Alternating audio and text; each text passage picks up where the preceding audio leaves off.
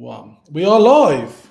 We are live on this week's version of the LinkedIn Teardown with Vovik, who currently right now is sitting in Poland, originally from Ukraine. I'm excited to have Vovik on because me and him have been connected on LinkedIn for a very long time. And he's one of those guys that's been playing in the world of AI, cold email, B2B sales, the space that you all know that I love. Sales confidence in AI and the future is something that we're going to be building on. We've actually been connected since 2018. Oh, wow. So a long time, Bolvik. So just before we start this, if you haven't seen this before, everybody, we're going to do a LinkedIn teardown. We're going to look at Volvik's profile, and then we're going to have a broader conversation about his expertise, his knowledge, what he's up to these days. But just before we jump into the profile, Vovik, just tell us a bit about who you are and what you're up to right now, and then we're going to see if your LinkedIn profile matches it. Yeah, sure. So thank you so much, James, for having me. So really nice time here. So currently I run two projects. One is Research AI. That's basically a software company which focuses on real-time lead generation and prospecting. So basically you can just look for your potential clients and prospects and leads in this tool. And another project is a Chapters agency. That's the business that was started as consultancy initially, cold email consultancy and lead generation. And now I have a small team of 4 or 5 people. Yeah, and we're focusing on generating leads basically for different businesses. So it's more like a boutique lead generation agency. So yeah, but I've been in cold email game since 2015 because that was the time when I actually joined Woodpecker.co, and that was my first job after my short internship in Hewlett Packard. I joined Woodpecker. I knew nothing about cold emails, SaaS software, so it was tough initially, but later I took responsibility of sales team and was responsible for inbound sales for 5 years in Woodpecker. Sorry, James, I can't hear you. Your mic is turned off. Yeah. What did you scale Woodpecker to? Where did that business get to? So specifically, when I was at that in the company, we grown from zero to $300,000 in monthly recurring revenue. Amazing. So then I left in 2021. So they grown even bigger. So it's a public company right now in Poland. Okay, cool. So right now, let's take a look at the LinkedIn teardown. A couple of things. Can you just smile for a minute?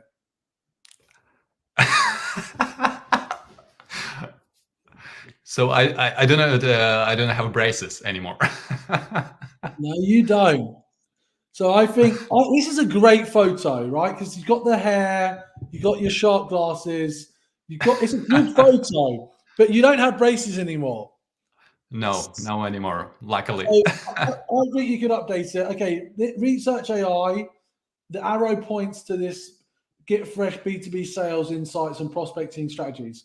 Okay, here's the problem, and this is not really about your profile, but there is so many data tools out there right now. There's so many. That's true.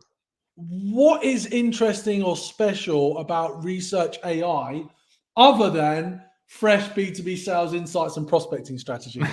Because that sounds as boring as hell.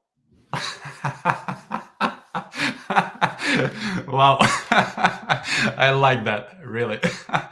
So basically, as I've been using multiple tools for last two years running my agency. So right now we send 350,000 emails per month. So it's not. Listen, so there are agencies that are sending millions of emails, right? So they use even more data. Wow. So we're really extracting unlimited data from different tools actually. And I've been using tools like Apollo. I've been using tools like ZoomInfo, Prospero, Clay, Wiza, a lot of them. And really important thing is I I'm not gonna like tell everything or describe everything in details here on LinkedIn, but generally, if you take static databases, I can see that you're using Apollo. So if we, so there are two ways of using Apollo actually. You can go to their database, which is more like static database, and if you start using prospects from Apollo, you will get some results. But the problem with Apollo is that it's a little bit limited. I see that right now they have almost 300 million of like people contacts in the database, but still everyone is using Apollo. So Apollo is a great tool. I love it, but everyone is using them. And you typically, when you download valid emails from Apollo, you need to do double verification with tools like Bouncer, Zero Bounce, because again, it's not well verified. So, and I've been testing Apollo versus some tools that been extracted from like LinkedIn, like Visa, and I've been just using Sales Navigator and Yeah, I can see myself. I can hear myself. No more. That's cool. That's cool. Now it's okay. Yeah. So I've been using tools to extract data straight from Sales Navigator, and I've been comparing this to campaigns. And in Sales Navigator, you have basically billion people, right? All the people that are registered on LinkedIn, there are more than 1 billion. Yeah, and Apollo just has like 300 million. So, and what I started experiencing that I've been getting much more leads from campaigns that where I used the data that I got straight from LinkedIn. So, and why? Because it's a real-time data. Somebody changed the job, changed, for example, I don't know, new job title, new company, and you can see it right away on LinkedIn. But in Apollo, it will be updated probably after some time. So the first statement is there is a really power in real-time data. And if you use tools like that, you will get much better results. So that's just, let's say, an intro. But also what we do differently is that we do not tie people into long-term commitments. It's pay-as-you-go model, and it's done in a little bit different logic, yes, when it comes to user interface. Okay, so basically you've got access to more data, yeah, higher quality intent and social signals. That's something that we've been will be developing later on. Right now, we're just focusing on getting you real-time data with bigger coverage. Okay, and a good cost-effective model pricing. Yes, and flexible. The most important, flexible. It's not like Zoom Info that you need to pay 10K, 20K, you know, to get a static database, basically, which is limited. Okay. It's more like you need it now, go use it. That's all. So maybe something here around, you know, something that's hard-hitting offer, like access to the world's biggest database, flexible pricing, real-time updates. I don't know. This needs thinking. This needs improving dramatically. Again, by the way, this is all you can take it with a pinch of salt, right? But this is the tear down for a reason. You'll tear me down later. Okay, get 100 free leads. I clicked on this link and it took me to a sign up page, and then I'm now on a wait list. What happens next? So basically, we're launching very soon. I think next week we should go live and we should just onboard. So we have a lot of people on the wait list, and once we are ready, I will reach out to people on the wait list, just giving them each will receive 100 free leads, meaning that we'll be able to search for 100 potential leads, potential contacts, right? Okay, that's fun. For free. So is that offer available to anyone watching this? Yes. If you get on the wait list right now, so I will just have you, and I know that I need to grant you 100 free leads. Okay. Or you can reach out to me anytime during like next 2 weeks. I'm happy to do this for you. Well, there you go. There's a bit of advertising. Okay, so what is your cold email infrastructure? Is it That's instantly? Is it smart leads? Are you comfortable sharing? Remember, this is public, so yes, be yes. careful with what you're sharing. But can you give us maybe a flavor of the world that you operate in? Yes. If you check my posts, I write about it a lot, and I really love talking about infrastructure because it took me so much time actually to figure out what works. And it still takes a lot of time actually because I have a separate person in chapter agencies that is focusing only on just managing infrastructure. So I've been trying different things, but right now I use Woodpecker as my follow-up and cold email automation tool. So I just, that's the place where I actually, uh, where I actually automate. This is your house. Nice house. I like this Yeah, background. thanks. That's living room. This is this So is this is we should call this the house tear down as well. I'm comfortable sharing a lot of stuff actually, so I'm quite open person. Is there a particular post you want to talk about in this conversation that we should look at? So maybe any of these posts actually triggers your interest. I don't know. So this one is more like motivational. Yeah. So, what's your opinion right now? Because I do a lot of this. This kind of LinkedIn soft porn, Instagram style pick. Yeah. Did these work for you, Volvic? Do you get good engagement? Look, so to tell the truth, maybe it's a problem because I post not strategically. I didn't have any strategy, so I focus on the topics that I'm involved in, cold emails and general business building a software company. But I don't have any strategy. Sometimes I have this idea in my mind that I want to post it, I want to share it, and I just share it, and that's all. I don't have any plans when it comes to. Yeah, you understand. Yeah. I'm the. Cheers, Jordan. I don't know if you can see the comments. I can see the comments. Just trying to understand. Oh yeah, maybe. Sorry, you might need to do some research. Ask your wife afterwards. Okay, so and I mean that politely before I get caught out. So what's working with cold email infrastructure? You just use Woodpecker, multiple domains. Do you use Google and So yeah. Microsoft? What are you doing? So when it comes to infrastructure, so first of all, we use different ESPs, meaning different email providers, such as Google, Outlooks. We tested Maildozo. We tested different SMTPs, even Amazon SaaS. We've been using for some time, and actually, it has very great deliverability, but they are blocking you very fast, like. If you're lucky, you can use Amazon SaaS for a few weeks, but then if you send in typical cold emails, they will block you. So a lot of stuff actually, and I use it with Woodpecker. And additionally, it's very important for me to use all the infrastructure that I have with a tool that is called Folderly.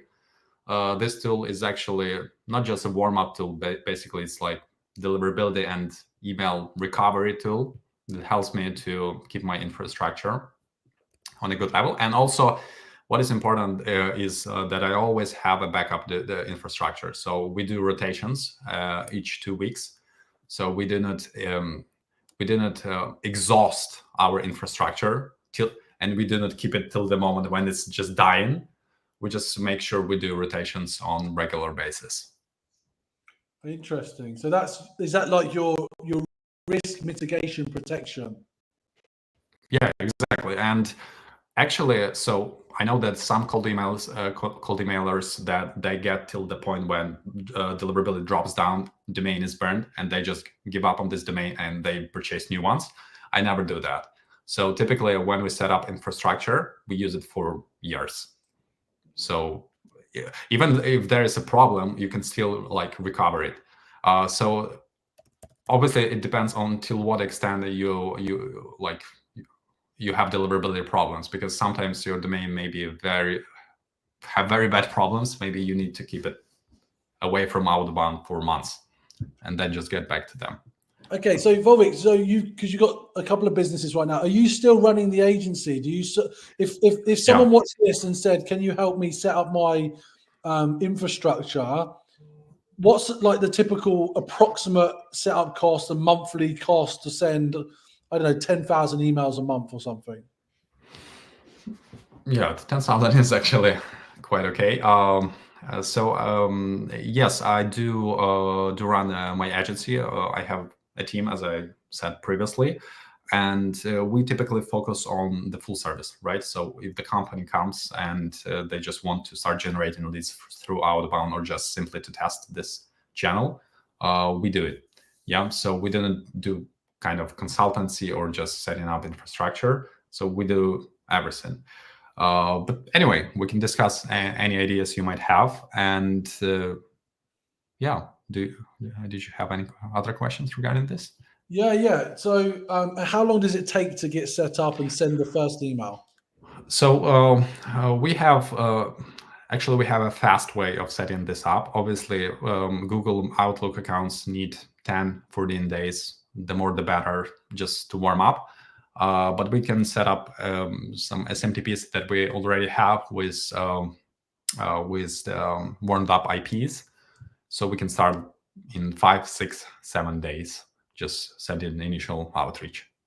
Okay, with cool. new domain. Okay, that's excellent. Not a problem.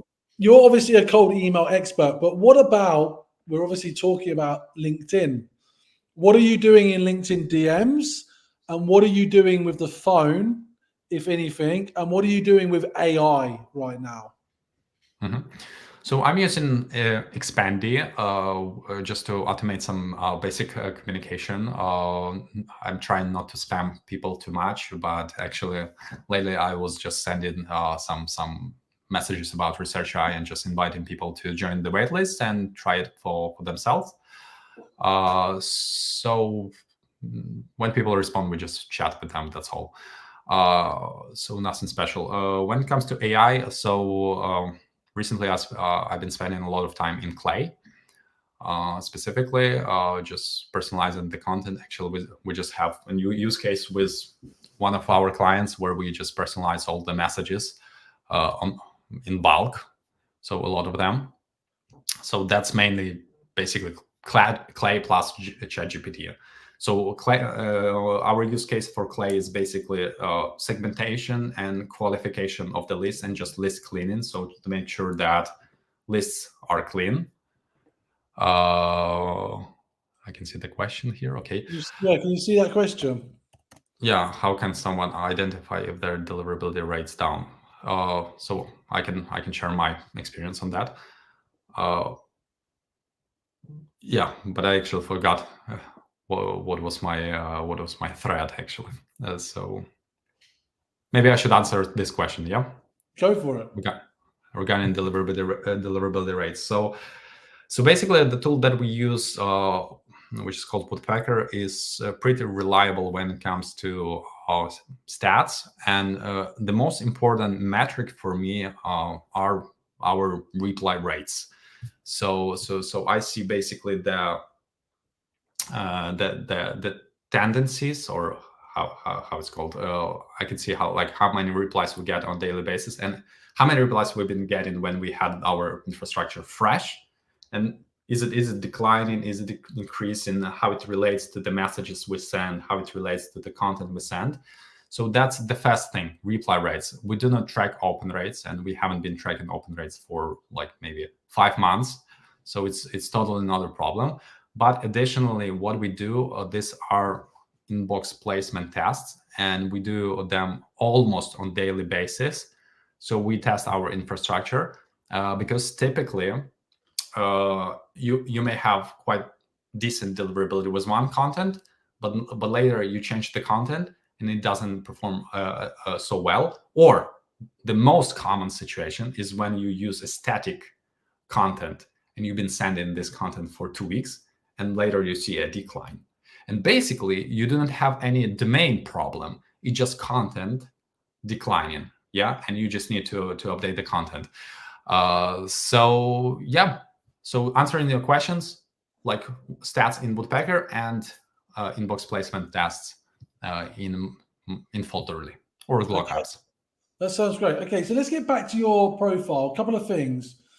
You have no offers other than the free leads. Maybe you could put this here as well. If you register, you get 100 free leads. And your features section could have an offer, right? Yeah, yeah, that's a good idea. Also, you've got no recent recommendations. Yeah, Your last recommendation was in 2019. Some people do look at this. yeah, So if you've got 5 to 10 new ones, I think that would be helpful. And then you could promote it. You're yeah. No, obviously that's very. Go on. yeah, that's a good point, definitely. So that's something you need to you need to gather proactively, because like there are weeks when we get just some compliments from our clients, just getting leads, and just I even share it in my posts sometimes because I'm really proud about that.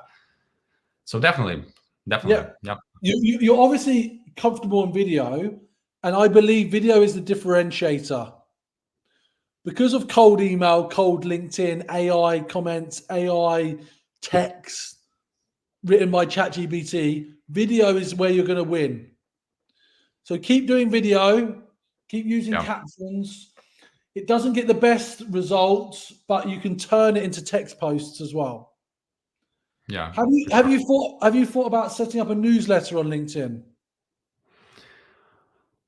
I was super involved into all the operational stuff with our clients and research AI additionally. So I hope I will someday. Make it someday today. It's not difficult. Okay, right. That's the tear down for Volvic. Now you can tear down my LinkedIn profile. Say whatever you want to say. I'm not afraid. What do you see? So What do you like? What don't you like? okay, so the first thing is it looks quite salesy to me already. So at the first glance, apply to the 30-day sales career accelerator. You know, you look like sales expert basically. That's sales confidence. Okay, increase your meetings by 30-50% in just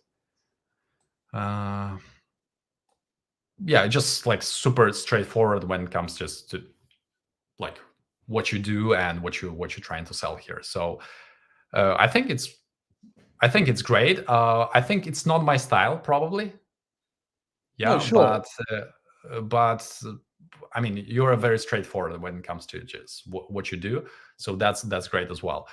Okay, so hiring salespeople for AI jobs. Hiring salespeople for AI jobs.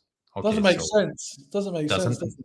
like because oftentimes what you hear on the LinkedIn is basically, hey, buy this AI tool, it will replace your salespeople. That's typically what you hear on the LinkedIn, right? So Yeah. I would need Okay. to click on it to explore it. So Yeah. Okay. I like that feedback. Um, there's a so lot too here much. I wouldn't read this. I already can tell you I wouldn't read this. Interesting. It's just like a lot of text here. Sales career, that's great. I think these are some like these are your courses, right? So Yeah. mhm. Maybe I would click on some courses and I would check what you do practically. So that's great, I think. Yes, yeah, typically I check posts, I look at reactions, how many reactions actually uh, Mm, people get. So so yeah, so it's also like important, depending on the context, of course. What, but if I want to check you as a like influencer, like how many impressions you get, how many likes you get, that's something that I would look at as well. interesting. Okay. So just for your information, here's an example newsletter.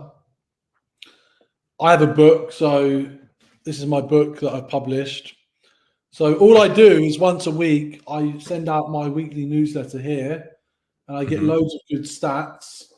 In fact, I've got a launch party. If you're in London on the 27th of November, feel free to come along to my launch party. You can tell I'm in sales, Vovik.